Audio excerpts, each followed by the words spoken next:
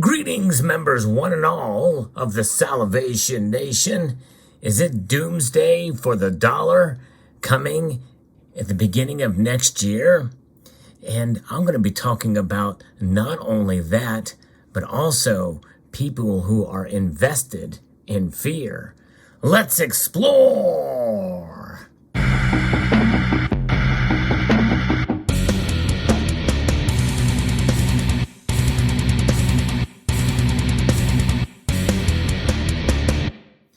Another crazy prediction, at least I feel.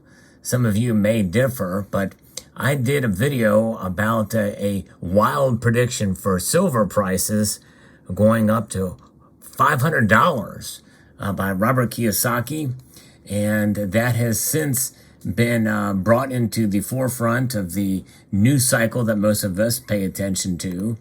And this tweet is actually a little bit older now, but it's from Robert Kiyosaki. Will the U.S. dollar follow the English pound sterling? I believe it will. I believe U.S. dollar will crash by January 2023 after the Fed pivots. To profit from crash of U.S. $1, I bought many more U.S. silver buffalo rounds. Silver is a bargain. I will not be a victim of the screwed up Fed. Take care. Now, he mentioned in an earlier tweet that he can't get a hold of any silver coins. The mint will not sell me anymore. And I covered this in the last video about this topic. And he says that silver is going to get up to $500. Get some, protect yourself. But the thing is what is driving it? What are driving these tweets? You know, I mean, I am marginally familiar with a Rich Dad, Poor Dad author. I never read his book, but I understand sort of the premise behind it. And part of the premise behind it is salesmanship. And Robert Kiyosaki is a good salesman, that's for sure. And that's and the Poor Dad said that all salesmen are crooks or what have you. And that's not really true. However, some salesmen can stretch the truth a bit or can overemphasize some things. And I'm going to be referencing a piece here that talks about this latest tweet here from Michael McHarry in a series of tweets, and what he's predicted here. Gold and silver have both sold off in the last several months based off the notion that the Federal Reserve is going to win its fight against inflation. But we had a brief rally in both metals after the Bank of England surrendered to inflation and pivoted back to loose monetary policy to rescue its pension system. And part of that really is not necessarily due to some of that, but also the fact that they want to keep spending money with tax cuts, and I think that really weakened the British pound. But we'll see. But I don't think the same thing is going to happen with the Fed, although Peter Schiff disagrees, at least ultimately. The Bank of England was just as committed to fighting inflation as Powell, but as soon as it created the beginnings of a financial crisis, they did an about-face and went right back to quantitative easing. I think the same predicament is going to befall the Federal Reserve, and before too long, inflation is going to take a back seat to an even greater crisis, a financial crisis and a worsening recession, and the Fed is going to go right back to more quantitative easing. There'll be no more rate hikes. In fact, there may be rate cuts. Inflation is going to be nowhere near 2% when they do that. In fact, it's headed closer to 20%. That's if they do that. And the reason why I don't think they will is because I believe that the dollar, being the top world reserve currency, it is the cleanest of the dirty shirts in a laundry pile. And so therefore, right now it's reflecting off of silver. And you can liken that reflection to keeping silver prices down because of a strong dollar. We have the luxury, in other words, of continuing to raise rates here in the United States, and I don't see that changing anytime soon. Now, obviously, I guess what Peter Schiff is saying, kind of backing piggybacking on what Robert Kiyosaki has said, is that he thinks because of that's what England did, that's what we're going to do here. But the dollar, again, is utilized in 60% of transactions around the world. with nations around the world. It is deeply embedded as a top world reserve currency. In fact, the nations that want to move away from it, they really can't. In many levels, they can't. It's that entrenched. People have been, writing off the dollar for quite a number of years here. The fact remains is that this will continue to work. These loose monetary policies, quantitative tightening is strengthening the dollar, as we're seeing here. And it only weakens it so much when they loosen monetary policy, when they do quantitative easing. And so there's really no reason for them to do that unless we start to see the things unwind. Now, we are in a fragile economy. Make no mistake, that is true. But the fact is that we have to be prepared, at least for a certain amount of time, that we're probably going to be stuck with a strong dollar, which is actually a good thing in some respects, even though inflation is running hot right now. People have faith in it. And it's not just the U.S. government, and it's not just you and I, but nations around the world still have faith in it. It has something that is far beyond fiat. And but again, it's unsound money. The dollar is unsound, and it's in many different ways. It's unsound because of the policies behind it, because of this institution, the Federal Reserve.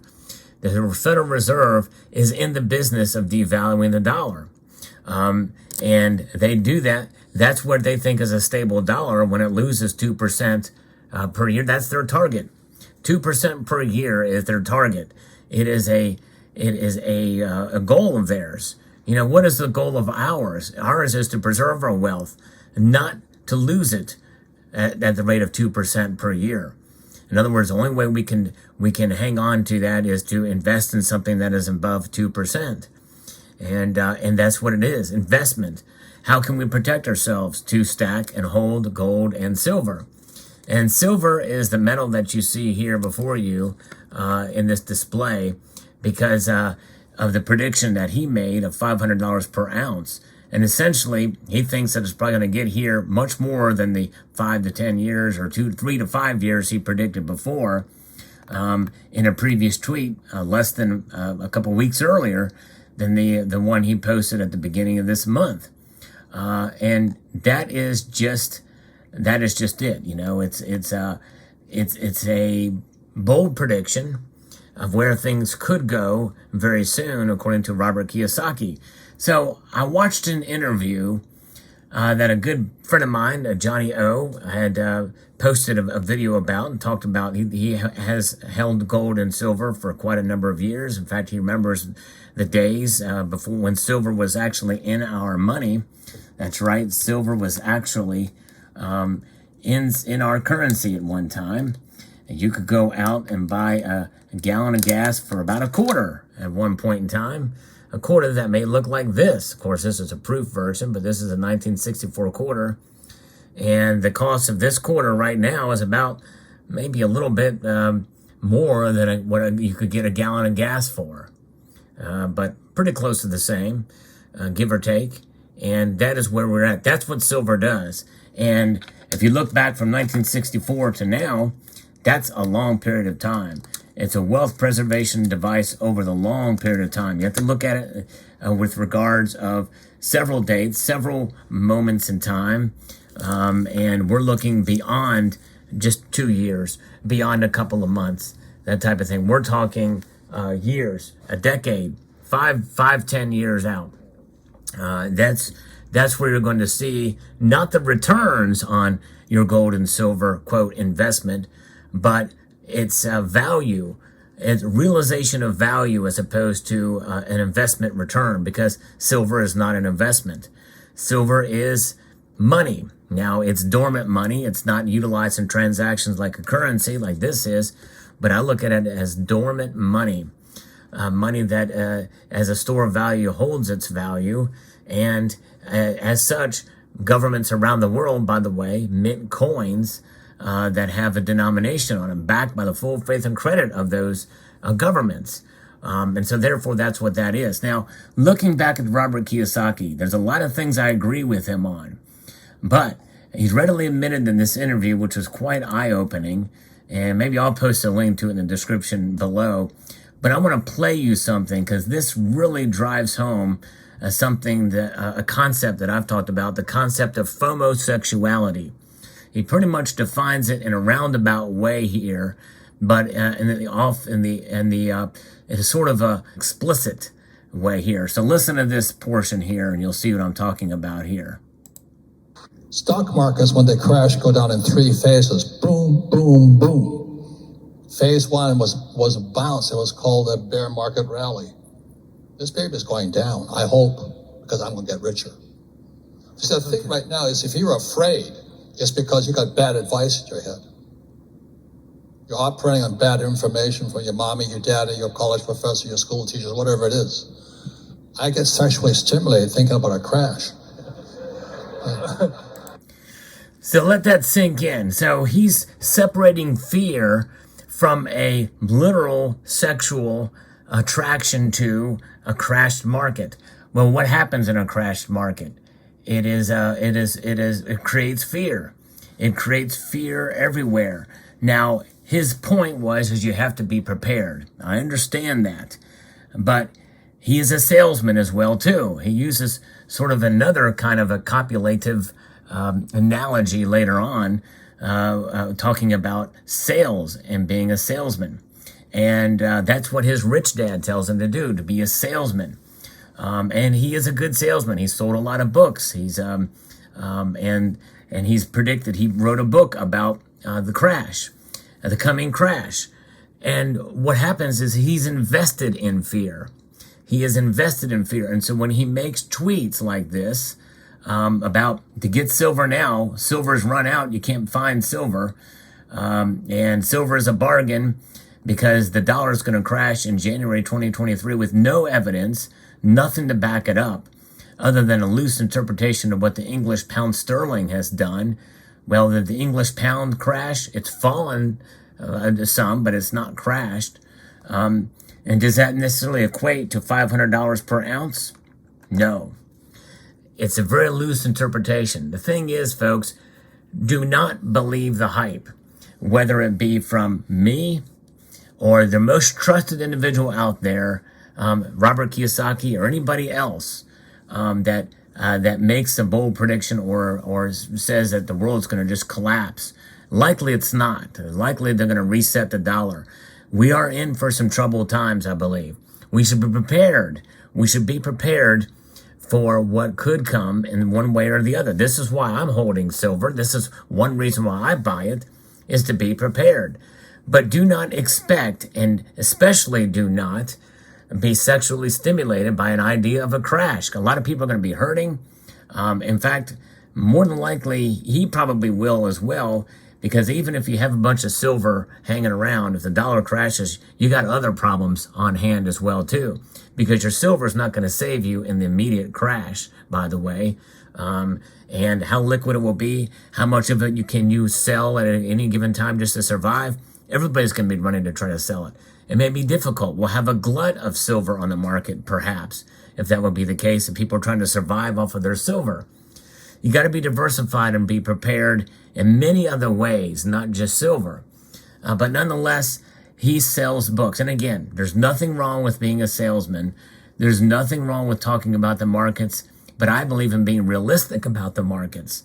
I believe in being realistic whenever you talk about things that you're paid for. Like, I'll give you, for instance, there's several of us here in this community.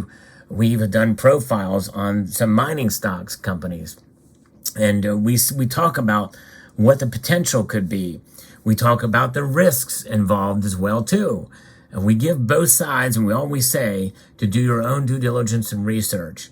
And I don't see any disclaimers on some of these tweets. I don't know about some of these books. There may be some fine print in there. But you've heard what I've just played for you. And that whole interview is kind of eye-opening when you get the idea of kind of where he's coming from here.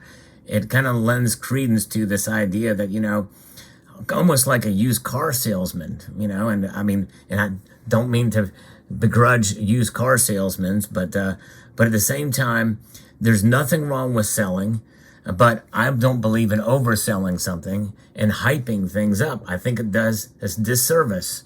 And let me go back to a point that I've been saying for quite some time. Number one is to not be driven by fear, and look at what things tend to work themselves out. Silver, the very metal itself, because of its history, if you just study its history, it sells itself. We don't need to sell it. It'll do what it's going to do in time, and it's going to take some time because the price fluctuates.